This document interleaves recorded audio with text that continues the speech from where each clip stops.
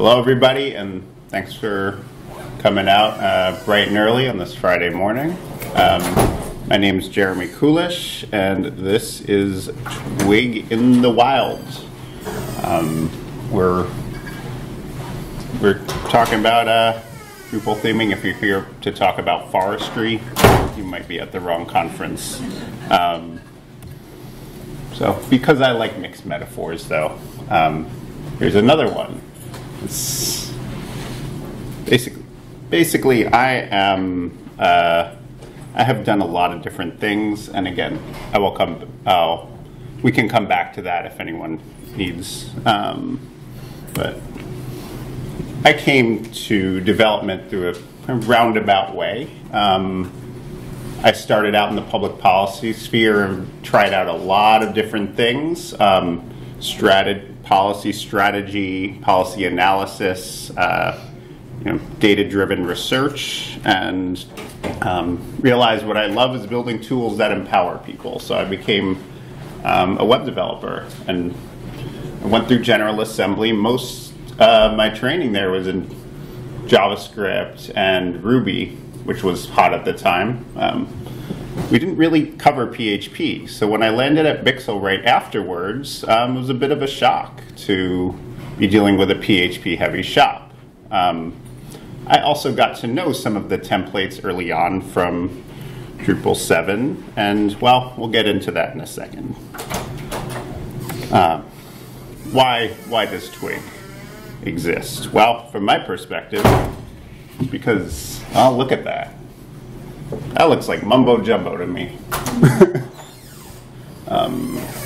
Yeah, I was having to parse these in some of my early projects and realized, this is tricky. If you don't like PHP, and I know there are different opinions about that, it's not pretty, I would say. However, Drupal 8 changed that. This, might be brutal to some folks. To me, this looks very readable. It's, it looks more like HTML, and you have some templating logic mixed in. So you'll see there's, those curly brackets and the hard-coded text make this look more complicated than it is if you're not familiar with the syntax. We'll get to why that is, but it's, most of this text here is hard-coded, which generally isn't the best thing in the world, but also something we'll get to. The point is it's possible and not too bad. So let's get into the nuts and bolts. How you get Twig up and running? It's quite easy. You start with one by creating a custom theme, generally, and we'd highly recommend going off the classy theme. It gives you everything you need. It's designed to be piggybacked off of, and Bardic is now built on classy. In case that helps explain how important it is now. And then you trigger an override by figuring out the right name to call your file, targeting it appropriately, and placing it in your templates folder within the theme. It knows automatically to look for it. It's very easy, and there are a bunch of tools that can help you figure that out. Here's one of them. This is how you know what to call your template and how to scope it. So in this example, the field, I want to customize a specific field in a specific area, and so I'm going to use that field text long. If I need to customize my general field template in some way, I would do that. You can also break it down further, as you can see. Is that generally big enough on the screen? Can you guys read it? Okay. Examples will probably continue to be that small in some cases, but just feel free to chime in and ask for clarification at any point, okay? I want this to be at least a little bit of back and forth. Here's another very important one to know what kind of content you want to reference and exactly the best way to do it. There are a few different tools you can use. Twig Tweak is really nice. It gives you a pretty clean structure. It doesn't break your environment as compared to some of the other ones. And it's being able to dump your content structure is just the tip of the iceberg in terms of what Twig Tweak can do, and I recommend you check it out on your own. There's a lot going on. So, let me go into a little bit of context for the specific examples we're bringing. This talk largely came about as a result of a project I worked on, big project Pixel undertook. A couple of the folks in this room were also involved. It was a big government site migrated from a former host and with a different CMS. And I've been told I am not supposed to say which one that was because, you know, everything involved is open source, but we did sign a non-disclosure agreement. So I've recreated a lot of this tool with the open source tools to show you the kind of things we did. So the US Web Design System is great. It was produced by 18F in collaboration with the US Digital Service, and it gives you a lot of easy to use components that if you want to go a pretty standard route, some of you might know better. I'm pretty sure whitehouse.gov is built with this, and if it hasn't been redone recently, and a few other major sites. So the site that we were working on was piggybacking on this, and it made it very easy. There are quite a few tools you can build on to bootstrap your theming process, and we were able to save a couple weeks that way. It was wonderful. That's all well and good. Let's get to the meat of this. What are some specific ways you can use Twig to get where you need to get? I thought about it quite a bit, and I was able to parse out the use cases into 3 major buckets. The first thing, you're going to need to do some crazy things. Sometimes it's overriding just general Drupal opinions, especially when it comes to the classy template, because it'll give you some extra div wrappers and whatnot. And if you want to create your own grid, especially, you're going to need to customize some things. So there are a few different ways that comes up, and we'll go through a few of those. There are cases where it's a real pain to get something to act the way you want through simply using the config the config layer and sort of use view modes and whatnot. And this extends that in a very efficient way. Finally, you kind of saw the third thing already, and we'll get into that a bit more, but sometimes you just can't rely on the Drupal, the traditional Drupal way of getting content into the system, and you want to hard code it in. So let's walk through some of these examples. First off, and again, you can find all of these files. They might not match exactly, but most of them do, and they're at least close. So the first thing we have here is with the paragraphs. This came straight out of the US Web Design Standards. We wanted to make a grid to place columns where here and there in ways that are customizable, and this sets that up. And I wish I had a mouse here, that would make it easier. But I'm gonna start pointing where I can. If you see that US WDS grid class there, that's the extra wrapper you're adding, and so that makes it very easy. In this case, getting something into a sidebar and having the alignment work out properly required getting rid of an extra div. And in this case, there were 2 region sets of two wrappers with the same classes being added. So we needed to remove one, and that's what we do here. This one is pretty complicated. This is a field. We wanted to. This is a heading item of a section on a particular page in a particular paragraph. We wanted to make it an H3 to match, for SEO and other reasons, and it's quite easy. There are other ways to do this, but this is, you can just go and set up your template and type it in.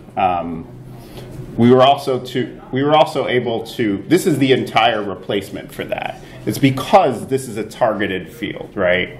It's a targeted instance. We know we are only going to have one, and we know it isn't going to have a label. So all this is just covering all the scenarios in the default. We don't need anything but that.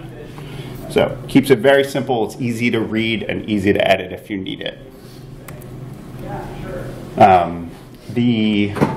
This extends one of the last examples to get us to. So this is a case where we needed to add an ID to a paragraph. The paragraph module does not place IDs on those wrapper elements. So in order to reference them elsewhere, we needed that ID.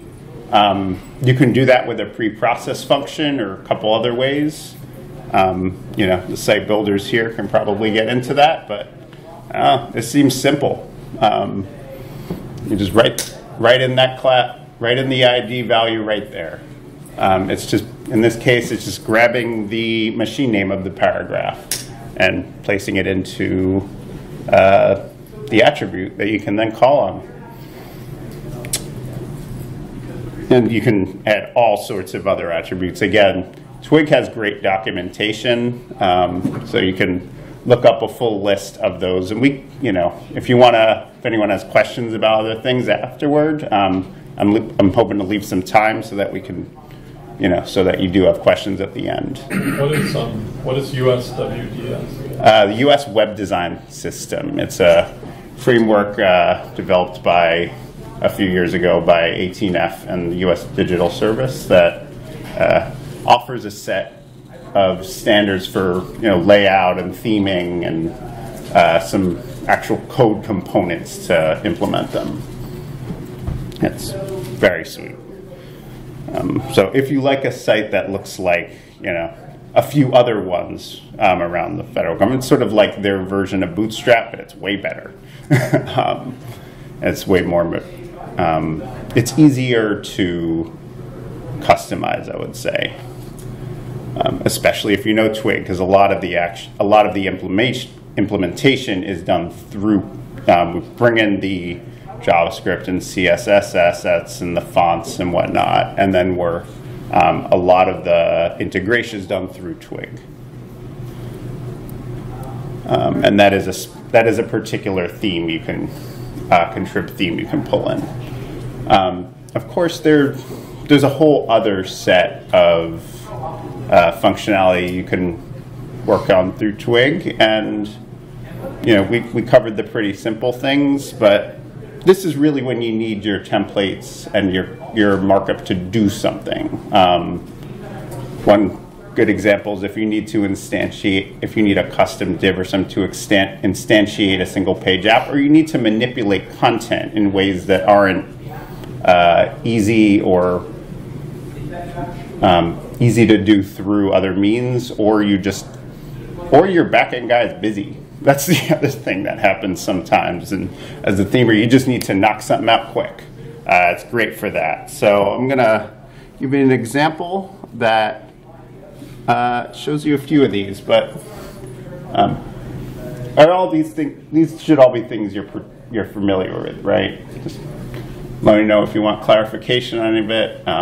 If statements, for loops, and whatnot. And we'll see examples of the others in a second. So this builds on the last example that we had with the ID on the paragraph, we wanted to make the ID here, if a particular field within that paragraph exists that has some text we want to use in the ID, we're going to reference it. And you can use Twig to figure out exactly what you want to do with that, how to get the exact text you want, because there are a few different ways to do it. And again, the mouse would be useful here, but let me walk you through that. So everything up to .value is getting that text. After that, we're supplementing the clean ID filter on the right there. That's simply, it's taking the value of that string and stripping out some of the extra characters and converting it to your typical ID syntax. I'm going to jump out of the presentation real quick and show you what that looks like on this demo site here. And this is, I didn't get to show you this, but this is what Twig looks like in action as you're finding some. And actually, you can see it right here. This is pretty close to what I was using. Okay, it's a little too small. Let me see. Takes a little getting used to get a sense of what matters here, but you poke around a little bit, it's not too tough. And again, we can come back to that, and you can also look through it on your own. I'm going to hover over one of these links here. You can see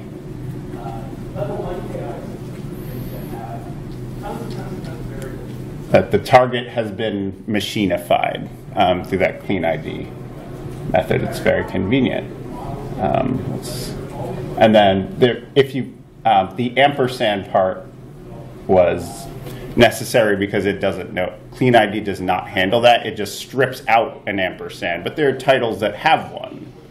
I feel like if there's it has semantic meaning sometimes when you have that end there.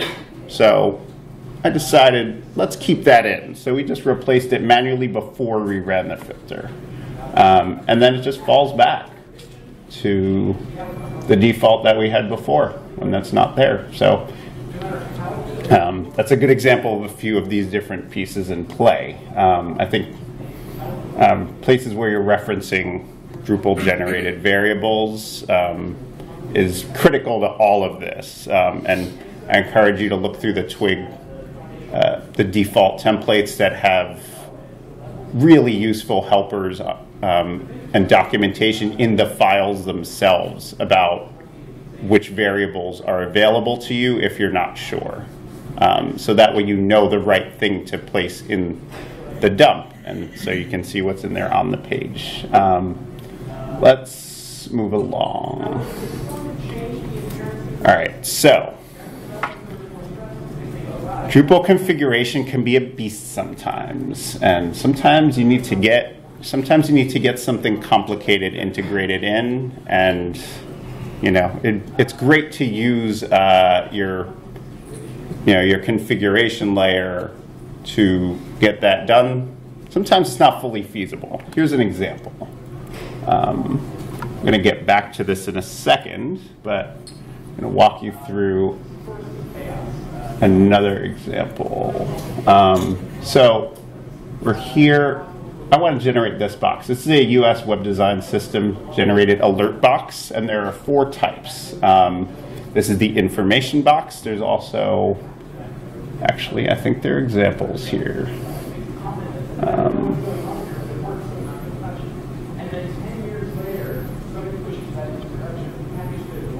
So you get any option of these, really these 4.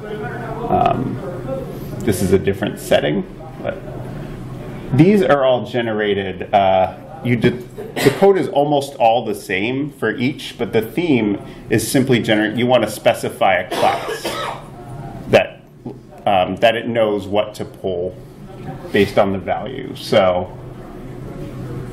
back here, we go into this, and so these are just the text field, the heading and body fields we want to render. And we have an alert type, so that specifies that. And we don't actually want to display it. We need to use it in the class, but you get to pick one. And if I go back, I don't think I have the edit option open, but you can select one in the drop-down as you edit it, and it will change the type. But, I mean, any thoughts on how you would do this without Twig? If anyone has ideas. How would you get that in? How would you get this value placed into a class? JavaScript, put the value in it. Yeah. Display over an SRM. Yeah, that would work. The way I think, I've done it one other way before. You can use views, of course, because you have access to that value in a view. So you would set up a view here and show it, and it allows you to create a custom field where you then write in whatever you want and have access to the value here. To do that, you're basically using Twig anyway, because they make you write Twig in order to create those custom values. So we might as well just do it with Twig, and that gets us back to the example. To get it done, all we need is, see that USA alert wrapper div right there? We're just placing that with the curly brackets. We're placing the value at the end of that class, and it works in every case. It's that easy. And that saves a ton of time once you get the exact reference figured out. All right, the final thing. You saw an example of this, but you want to, sometimes you just gotta get something in quick, or you're working with a complex situation, you're bringing in some concrete dependency that you don't want to leave open to editing, or if there's a WYSIWYG box, say, you don't want to leave anything to chance. There are a couple cases where this is important. I'm going to show you one example here, and I'll come back to this slide. But this is part of the U.S. web design system, and it's meant to get across the point. This is an official government website, and if you're on my demo site, you'll see that banner, so you can on the very top, so you can play around with it. But it's a pretty official thing. You don't want to mess with that. If that's going to change, you want it to change through the dependency. So that's something that was hard coded into our contrib theme in like so. Again, this looks like HTML. But we need it to stay the same. We need those classes to be there to reference the different pieces, reference the different dependencies, the layout, and the color palette, and all that, and make sure the button works that toggles it open and closed. And it has, I mentioned before, there's the text in curly brackets. You could just theoretically just type it straight in. Let's look at the value. The .gov means it's official in the middle. Of course, you could just type that in. We put that in curly brackets with the T filter. That's short for trans.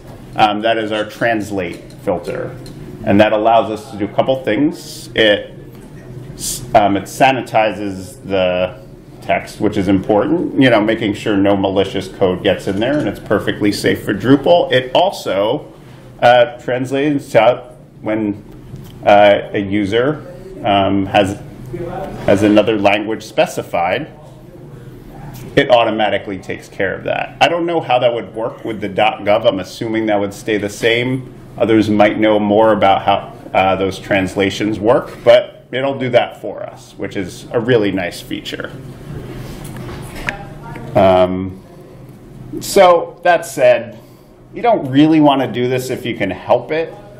I'm going to go back real quick to explain why. Like, there are cases where it makes sense, as you see, and it's not, if you're, especially if you're relying on a WYSIWYG box, it's, you're already not doing it the ideal way, so it makes sense, but it's still not quite the Drupal way. So I would say use this only for static content that you want to make sure remains the same.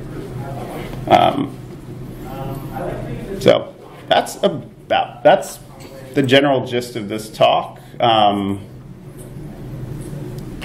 Twig is a powerful tool. It's very flexible. It gives you a lot of opportunities and areas in which to customize what you want without knowing a ton of PHP, having to write lots of pre-process functions. And if your specialty is theming, you can get a lot further than you had been in previous versions of Drupal. But like with any powerful tool, you can, there are wrong ways to do it, and you can,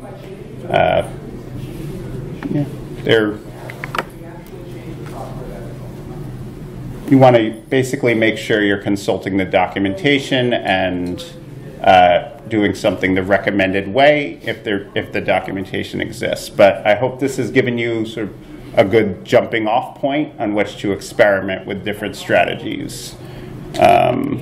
Here are some further resources in which to look up some of the examples I've been going through and poke through what I've done with this site, and learn more on your own, which I definitely recommend.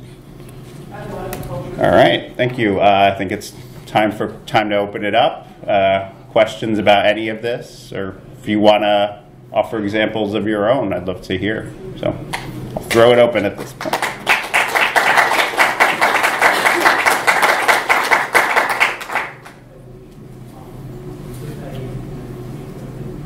Go ahead. Could you give examples of how you're dumping variables through Twig? Yeah. I play with it a little bit, and it always confuses me. Let me see if I have my code open. No, I closed it. This might get messy, but hopefully we get there quickly.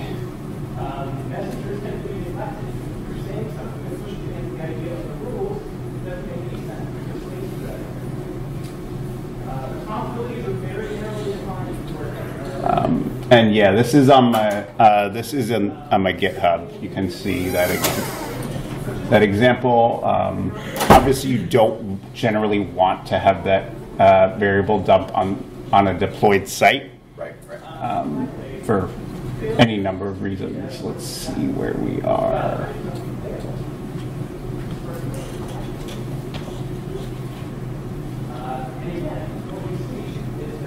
Okay, well, this also shows you how to wire up a theme if you haven't done that. But I think if you're not there, some of this might have gone over your head. But I created a specific paragraph to show this, and all you have to do is DD and whatever value you want to put in there. And yep, and it, unlike some other ways to do this, it probably won't break if you don't get the value right. It just won't show anything under the value. But you could, you could dump any of these. Let's see a more. I think there's So this is our the paragraph that I showed before with an ID added, and this is brought in from your default paragraph. You get all of these values here. So any of this you could use with DD. And it'll give you something. I don't always know what it will, but that's why we do it, right? Yeah. Are you saying that if there's no content, it won't break? If Yeah. the variable is empty, because, yeah, if it's empty, sometimes it breaks the code. It has broken the code for you. Yeah, I actually ran into that playing around. And so DB will do whatever magic it is to not to let it pass through. Yeah, it just shows null. Oh, it shows the word no, or just nothing. If there is a value for content, but there's nothing under it, and there usually is something. You might get some what I call fluff. It's very important in the way Drupal's wired up, but if you're trying to get to a very targeted case and you don't see anything, you won't be able to find. Generally, it's you're looking for an array of values coming back, or something called content, and then there's a value field in it. And if there isn't anything that's been provided, yeah, you just won't have that. If it's a field that doesn't exist, if you go, DD schmurgle face, it'll just come back null. Okay, thank you. I'm going to use that as a new variable name. It's one of my favorites. I got that one from my uncle. Yeah, so I think it might be worth pulling up Twig Tweak. But any questions about the design standards? They're pretty great. And you can see, because they give you specific implementations, you can look at the, your markup and see exactly what you need to replicate. And that contrib theme I was mentioning requires some wiring to override some opinions if you want to go fully customize but still have the assets integrated and available to you. But it legitimately saved us a couple weeks bringing it in, because it also includes me actually. And feel free, anyone, to jump in if you have another question. But,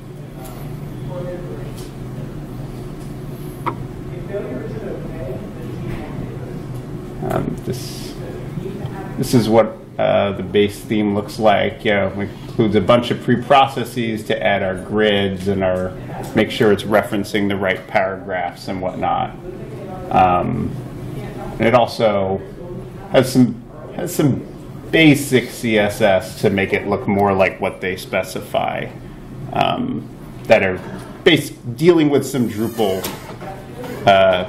Drupal unicorn stuff. But you can undo that if you need to, and sometimes I think we had to undo a couple of these.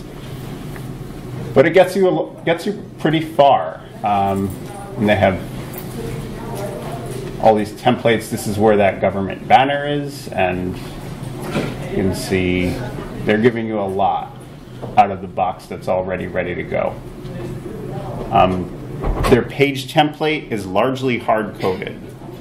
It's, the footer is pretty much custom code because they want you to do it a specific way. You can certainly override that, and I did on my demo site. That happened late last night, but I just replaced it with a little box here with some snarky quasi-legalese saying, no, this is not an official government site. And you can do that any way that's available to you in Drupal.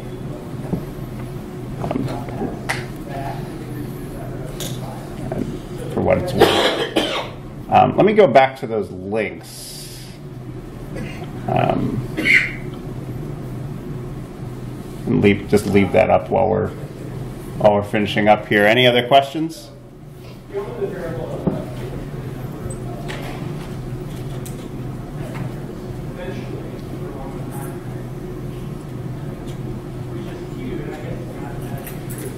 I'll hang out here for a while, so if anything comes up, or if you want to just poke around and ask me something as it comes up, feel free. But other than that,